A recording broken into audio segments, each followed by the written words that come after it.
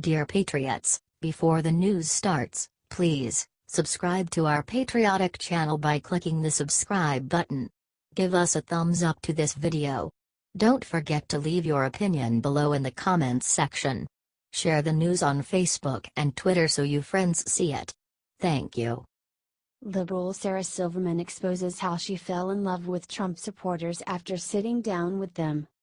Ultra-liberal comedian Sarah Silverman has had a massive change of heart after actually sitting down and speaking with Trump supporters.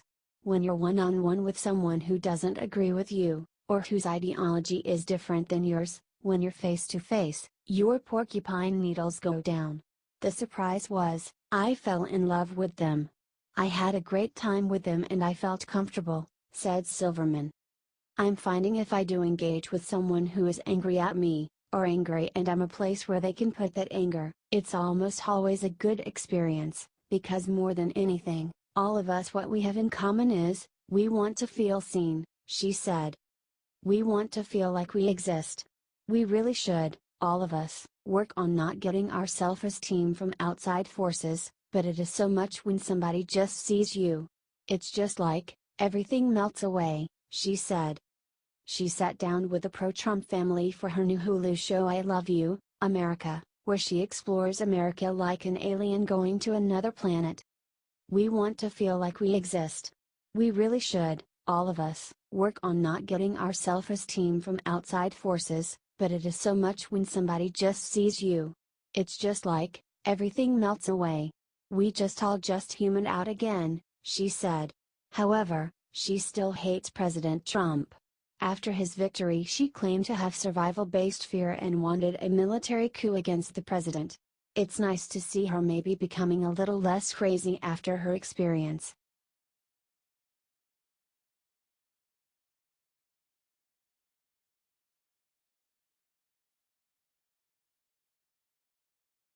MSNBC accuses President Trump of siding with neo-Nazis and child predators. President Trump came forward in defense of Roy Moore, because there is no evidence that the allegations are true.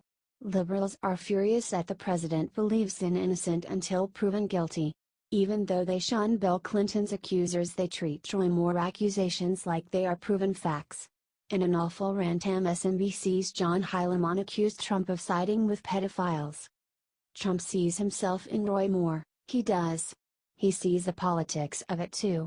The momentum was for Hillary Clinton, all of the polls said Hillary Clinton was going to win, and there's all these people in the Trump base standing up saying, fake news, fake news, fake news. He listens to these press conferences, said Heilemann, even though that was fake news. He recognizes the dynamic in Alabama where he hears Roy Moore's defenders attacking the Washington Post, saying that the women made it all up. He thinks the woman who attacked him made it all up, said Heilemann. He added, the best analogy to me for this, trying to loop all this together, is Charlottesville. Was there no one who could go into the Oval Office and say to Donald Trump it's bad to be on the side of neo-Nazis? The answer was no then, and the answer is no now, said Heilemann. What's worse, a child predator or a neo-Nazi? I'm not going to make a call on that. But Donald Trump didn't seem to find a problem to be on the side of neo-Nazis, and apparently he doesn't see a problem being on the side of the accused child predators either, he said. Is MSNBC fake news?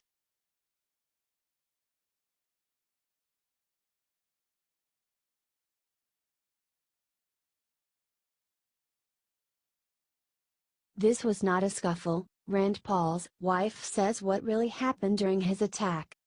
A great deal of mystery has surrounded the attack Republican Senator Rand Paul suffered at the hands of his Bowling Green, Kentucky neighbor Arne Boucher. Paul's wife Kelly felt motivated to finally clear the air about what actually happened that day to severely injure her husband. Wrote Kelly in an op-ed for CNN about the severity of Rand's injury. The average person takes 20,000 breaths a day. Since November 3, my husband, Rand Paul, has not taken a single one without pain. He has not had a single night's sleep uninterrupted by long periods of difficult breathing or excruciating coughing. She added, there have been several nights where I had my hand on my phone ready to call 911 when his breathing became so labored it was terrifying. The lawyer for assailant Boucher depicted the assault as a very regrettable dispute between two neighbors over a matter that most people would regard as trivial. He added, "The unfortunate occurrence of November 3rd has absolutely nothing to do with either's politics or political agendas." Kelly said that the media had not reported the story truthfully, and that they had not spoken to their neighbor Renee in a decade. Said Paul, "Nobody in our family has, nor have we communicated with anyone in his family. With Ren's travel to DC in the last 7 years, he has rarely seen this man at all." She described, "The only dispute existed solely in the attacker's troubled mind, until, on a beautiful autumn day, he ran down the hill on our property and slammed his body into Ren's lower back as he stood facing away, wearing noise-canceling headphones to protect his ears from the lawnmower." Kelly then clarified, "This was not a scuffle, a fight or an altercation, as many in the media falsely describe it. It was a deliberate, blindside attack. The impact left Rand with 6 broken ribs, 3 displaced, pleural effusion and now pneumonia. Are you glad Kelly told the truth about this strange, unprovoked attack?"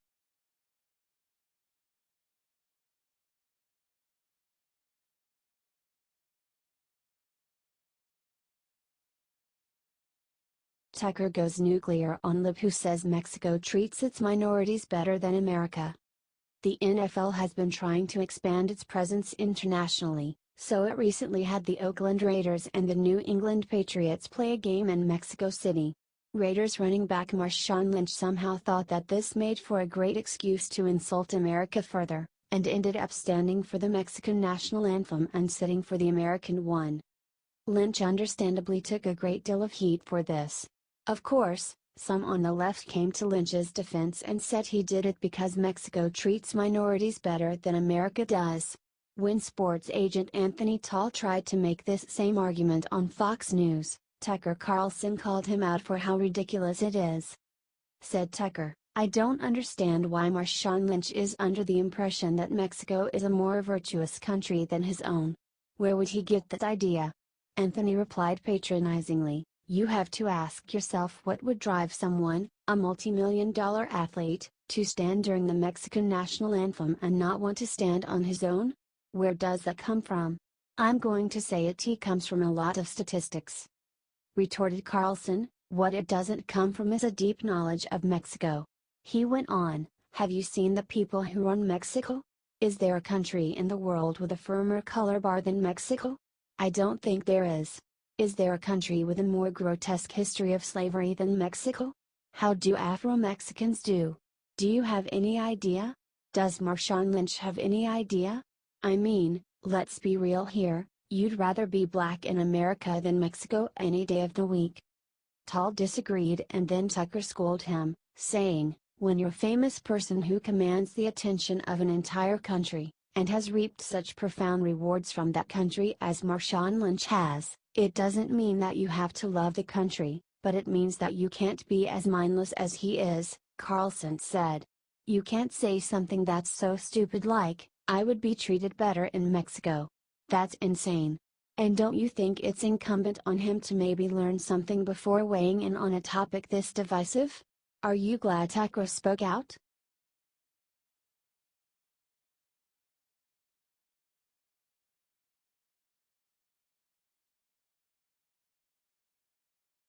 CNN spreads disgusting rumor about Border Patrol agent murdered by illegal alien.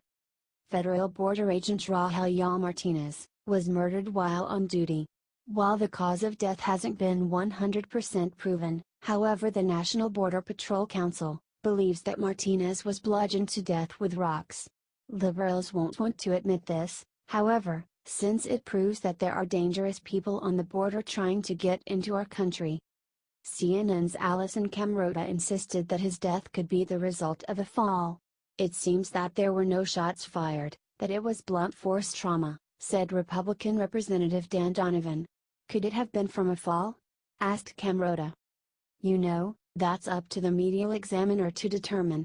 But one gentleman was killed and one was severely injured. It just shows you how dangerous the border is," said Donovan. However, Martinez union spokesman said it was definitely not a fall. "There's no way he fell. Border Patrol agents are like mountain goats.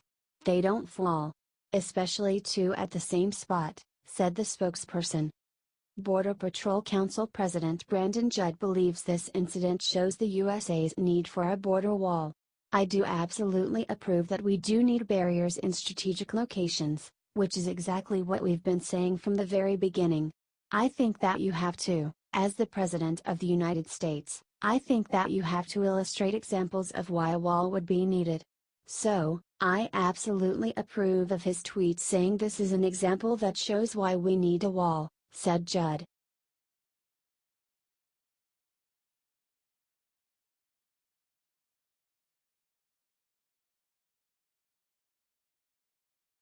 Planned Parenthood releases guide on how to deal with pro-life people at Thanksgiving. Want advice on how to deal with tricky relatives at Thanksgiving? The last people you would go to is an organization that tells you to kill people when you find them to be an inconvenience. However, Planned Parenthood posted their advice Thanksgiving, how to deal with difficult people. Self-care, make decisions about what to do around Thanksgiving so you feel safe, whether that means not going home at all, going home with a friend or partner by your side, or only visiting for dinner. Build allyship with family members who love and respect you. The more people in your family who can call people out, or even better, call people in, on their problematic behavior, the less acceptable it will be, wrote Planned Parenthood. Here's some problematic behavior. Killing babies. Engage people in conversation, if you feel safe doing so, start with a mutual value, like freedom, respect, or love, they wrote. It's funny that they left out life. Take a stand. It's totally okay to tell someone that their language or behavior is hurtful and unacceptable to you. Tell them about the impact it has on you and why, and what the consequences of their actions are to the larger community, writes Planned Parenthood. Tell them you expect better, and what the consequences are if they don't change, like cutting off contact with them or leaving. And you're allowed to end the conversation, leave the room, and set whatever boundaries you need to feel safe, they write. The only person who can't feel safe, however, are the unborn babies.